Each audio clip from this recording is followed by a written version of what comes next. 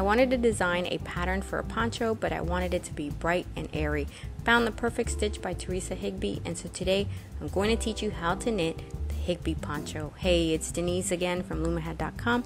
For a list of supplies and more information, visit the website or the description. And special thanks to Carol from Promise Learning ATL and Lori Kopszewski for covering the cost of closed captioning. I'll be using a large gauge 41 peg loom and 200 yards of finger weight yarn. Now let's cast on 40 pegs. We're going to knit using one single strand of yarn, and you're going to want to secure that to the anchor peg. I'm using a simple knot. You can use a slip knot if you're more comfortable. The direction that you go in is not going to matter. I'm going to be going to the right. So take your working yarn and you're going to wrap all 40 pegs. You will notice that I have two edge markers in gray and that I have marked every other peg. This is going to help me follow my pattern. You don't need to do this. It is optional. And we are knitting flat, so we're going to turn around and go ahead and knit that peg number 40 one more time. Pull on your working yarn, and now let's turn directions. So you're going to knit that peg, and in all reality we are going to knit the complete row. So we're knitting all 40 pegs, and I'm using the eWrap version of the knit stitch, which means that I'm going to half wrap the peg and knit off, half wrap and knit off. Continue knitting.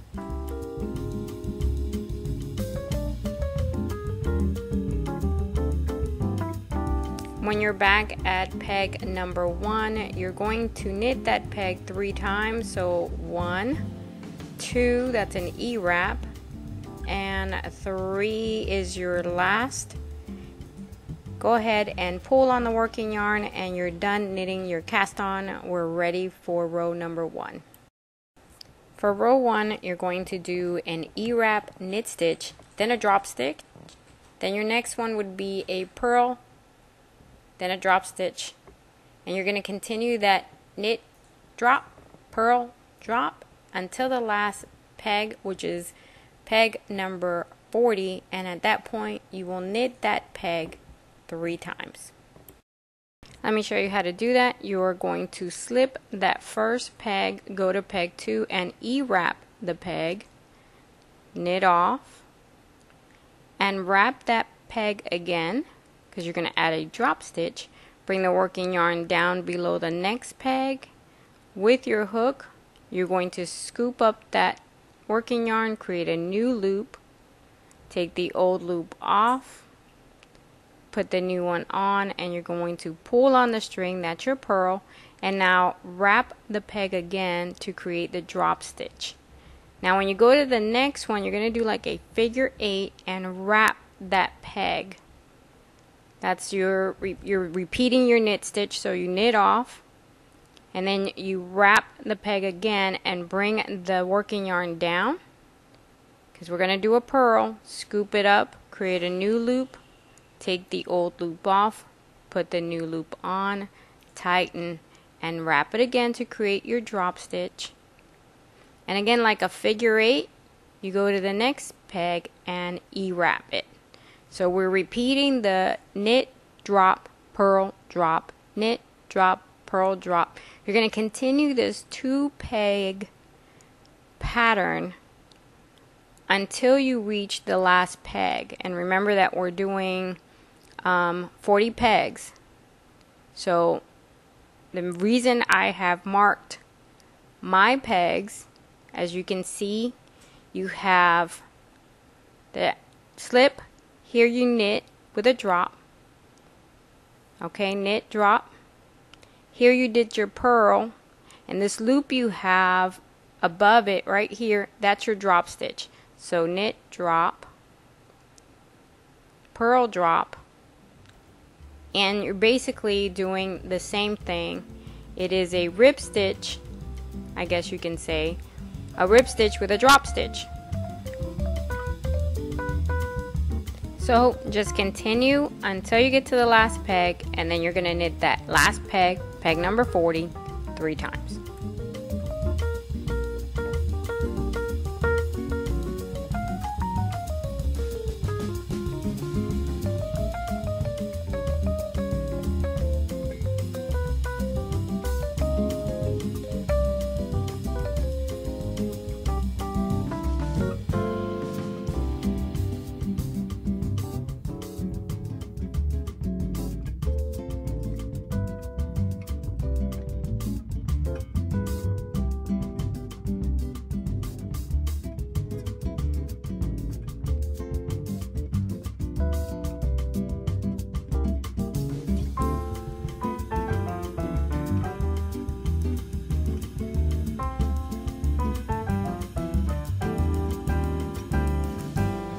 Here's the last stitch.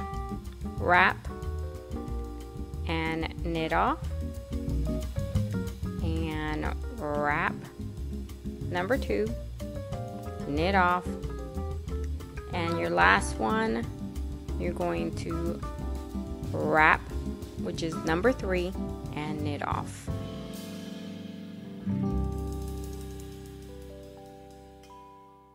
Now it's time for row 2. And here we're going to do a knit and purl, but before you work each peg, you're going to remove the drop stitch. Only remove 1 drop stitch at a time. So here's the first one. We remove it, and now we're going to knit this peg. So wrap and knit off, because we're using the eWrap version of the knit stitch. The next one, we drop the drop stitch, we remove it, and now we're going to do a purl stitch. So if you're following my little rubber bands, you'll notice that here I did a knit, here I did a purl, and it's like the reverse, right? I'm stacking a knit where I did a purl, and I'm stacking a purl where I did a knit. But the pattern remains. You remove a drop stitch, you do a knit. You remove a drop stitch, you do a purl. So it's a rib stitch. You just have to make sure that you remove the drop stitch before you do it. And don't remove all of your drop stitches and then do the knit purl. It's not going to go well, trust me. It's best if you just remove the drop stitch right before you knit that peg. And continue to your last peg, which you will knit 3 times.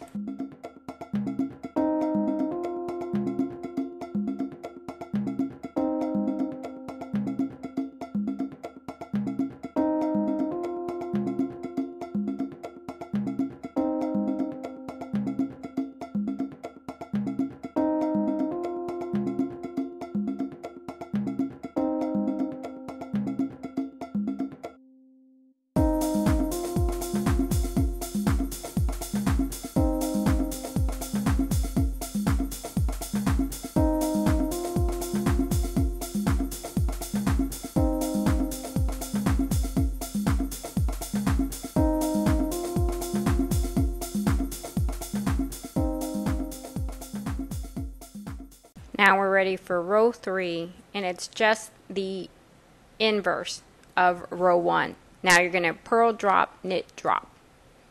And you can remove the knot from your anchor peg, and let's start. Again, you're going to slip that first peg. You're going to go to peg number 2, and this time you're starting with a purl, right? So go ahead and scoop up the loop, take the old one off, put the new one on, and pull. And now you're going to wrap your peg in order to add a drop stitch. And this is going to be a knit, so you're going to wrap it, knit off, and wrap it again to create your drop stitch. And now you're going to bring it down and purl, because again you've swapped your pattern, and now you're doing a purl with a drop stitch on top, going to the next one, and you're going to knit. So you wrap the peg, knit off, and wrap it one more time to create that drop stitch. And just like before, you're going to repeat that pattern until you get to the last peg, when you're going to then knit that peg 3 times. Keep knitting.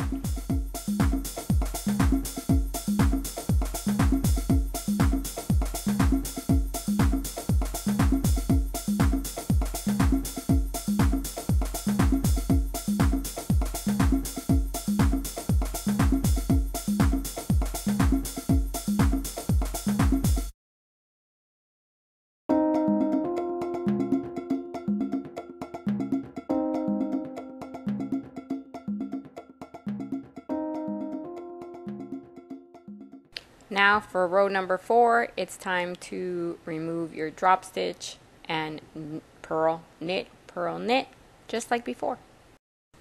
So we slip the first stitch and we go to the next one, remove the drop stitch. We're going to purl that peg, remove the drop stitch, and knit the next one. Again, remove the drop stitch, purl that peg, go to the next one, and knit. Keep knitting.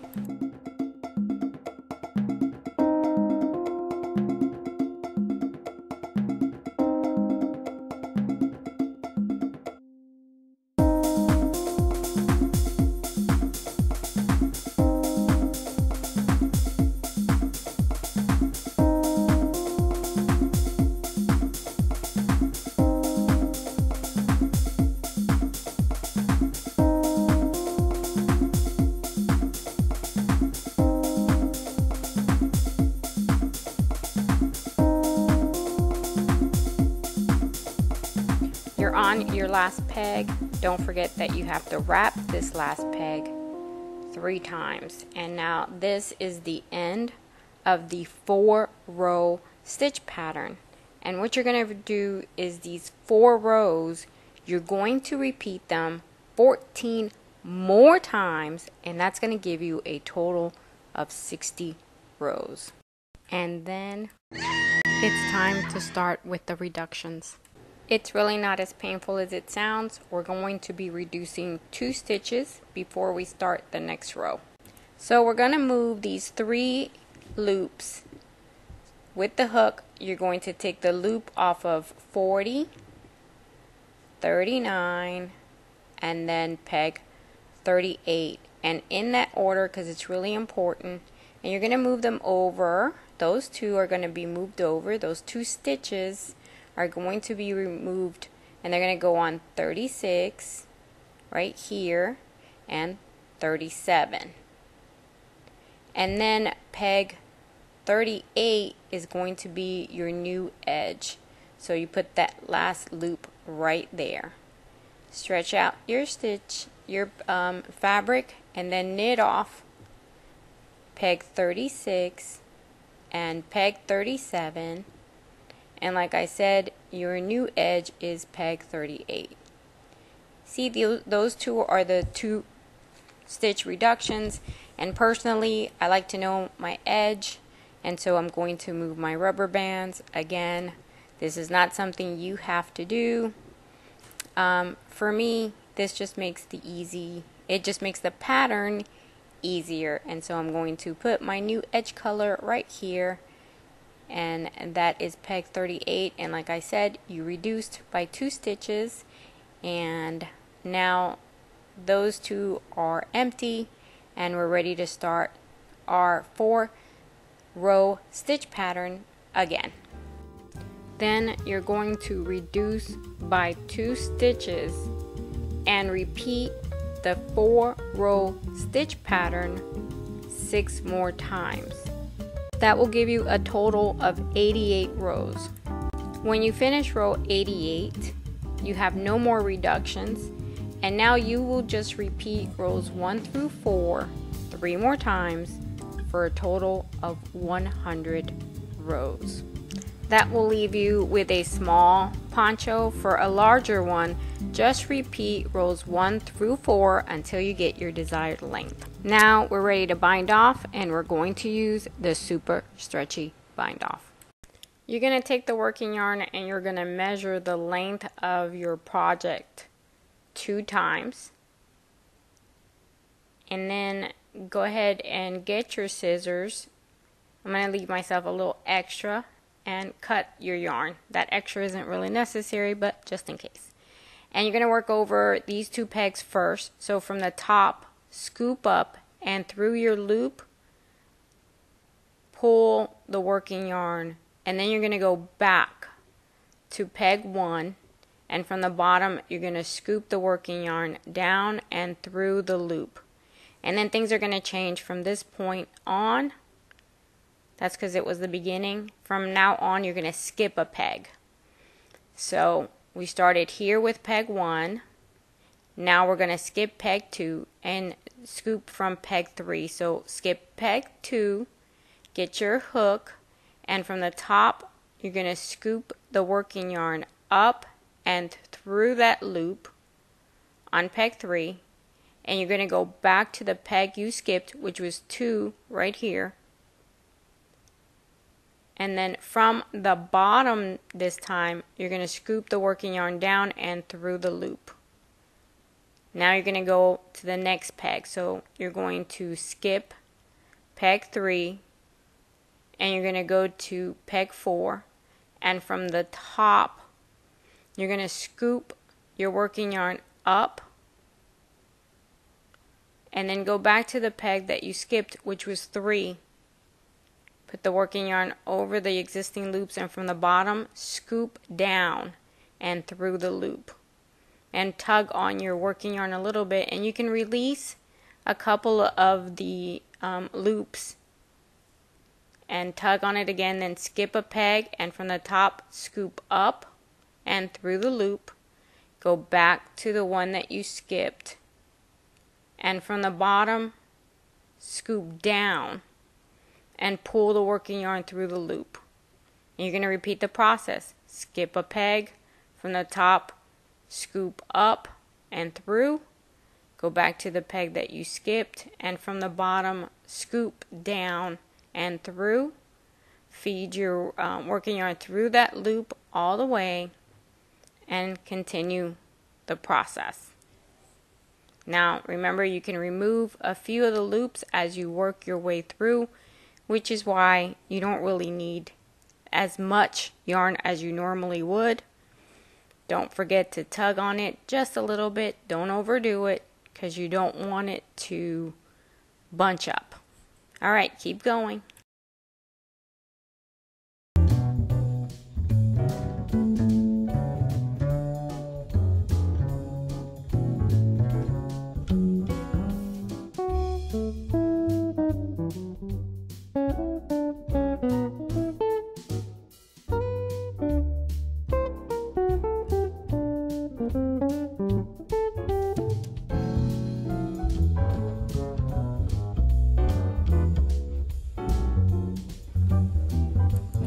Alright, when you have the last 2, you're going to take your working yarn, put it on the last peg, and from the top, you're going to get your hook and scoop up and through that last loop, go back to the one you skipped, and from the top, scoop down, and then come back to that last peg, and you're going to scoop up and through. And you're pretty secure. You can now remove whatever loops you have still on your loom, including the last peg.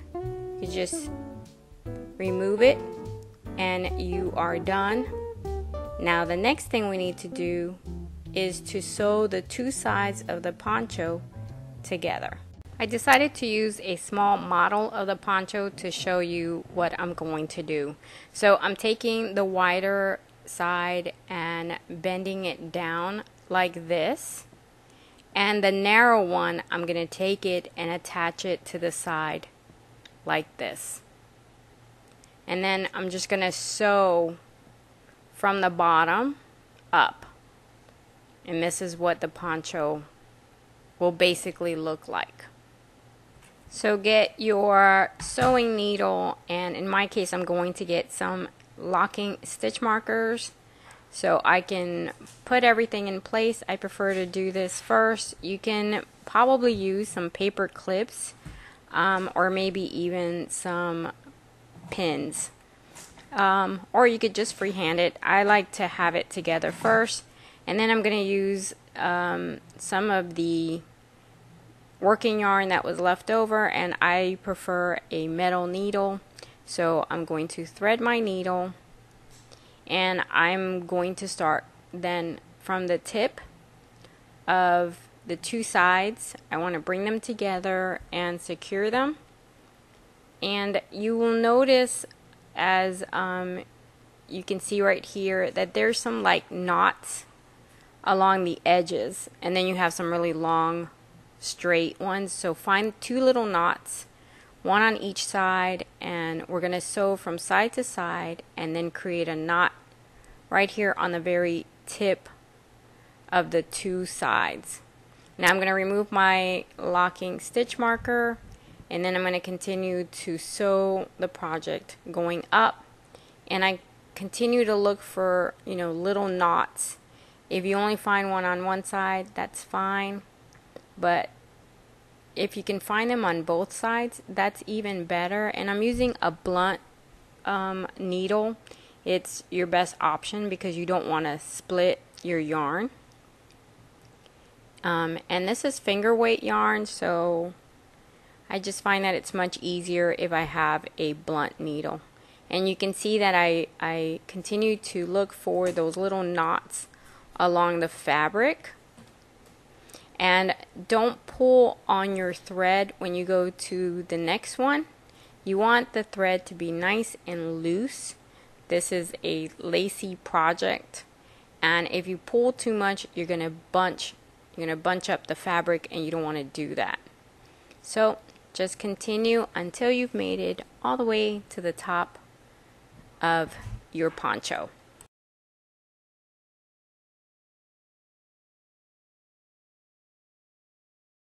At the very top, you're going to want to bring the two sides together, and just like you did on the tip, you're going to want to make a nice knot up here. So bring the two sides together and then make a knot. And then you're going to want to go ahead and weave in your ends. And for me, I like to go down the project, and after I've done a few of them, then I'll go up in the opposite direction. I feel that it makes it safer. I make a knot and then I cut the excess yarn. Alright, that's my top. I'm going to go hunt for my other end, and as you can see, here is the stitch pattern, which I totally love, and I think you will too. Find your other end, and I've attached some hardware here to the end. I love these tassels. By the way, I do have a video on how to make the tassels, and I will put it in the description and at the website posting. Well guys, I hope you liked the project. Thank you to Theresa Higby for this beautiful stitch. Don't forget to share the video. That helps me a lot. Like it, comment, and if you haven't already done so, subscribe.